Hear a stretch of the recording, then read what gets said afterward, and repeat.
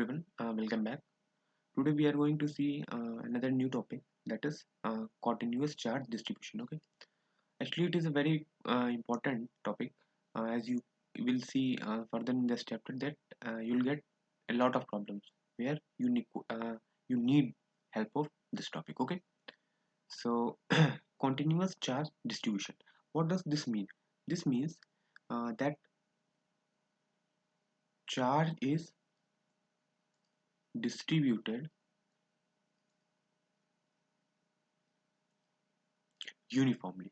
Okay, over the conductor over the conductor, right? uh, Uniformly means there is no uninterruption, okay, uh, along the conductor. Okay, there is no uninterruption of the charge. Okay, one more point that you can derive, that here from this point what you can derive, that charge is actually a very closed bag. Okay, you can say that charges are very close bound. Okay, charges are very closely bound. Okay, right. So they are closely bound, right? Now there are different types of distributions, uh, which you will see. The first one is linear charge distribution. Okay, linear charge distribution. Okay, you can say LCD. What happens here? Here the charge distribution is basically uniform over the length of a conductor. Okay, uniform over length of conductor. Okay,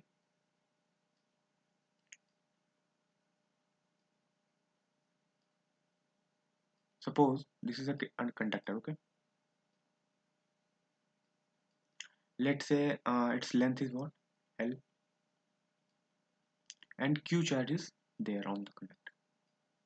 Then this charge Q will be uniform throughout the length of the conductor. Okay, means there will not be any uninterruption of the charge along the length of the conductor. And we defined a term called linear charge density, lambda. That is linear charge density. What this term is? It is basically charge per unit length. That means total charge on a conductor upon the length of conductor. Okay, lambda, we define lambda as linear charge density, which is what, Q by L, charge per unit length. uh, the second distribution is surface charge distribution. Okay, surface charge distribution, right? What happens here? You have already sensed that what does this mean. This means that distribution of charge is uniform over the surface of a conductor, right? Suppose we have a sheet. Okay, let's say this is a conductor. Okay, and there it has charge Q on the surface. Suppose this is area A. Then we defined what we have defined, linear charge density. Here we defined surface charge density, right? Surface charge density, and this we signify by the symbol sigma. This is what, this is actually, suppose the charge is Q, this is Q upon A, right? Surface charge density. And the third term, you have already guessed it, that there will be volume charge density. Charge density. Okay, uh, volume charge distribution, or you can say, okay, sorry, volume charge distribution. Okay, what happens here? Here charge is distribution of charge is uniform throughout the volume of conductor, right? And we define volume charge density as rho. Okay, this is what volume charge density, right?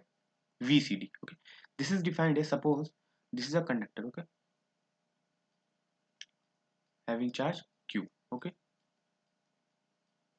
and suppose its volume is V.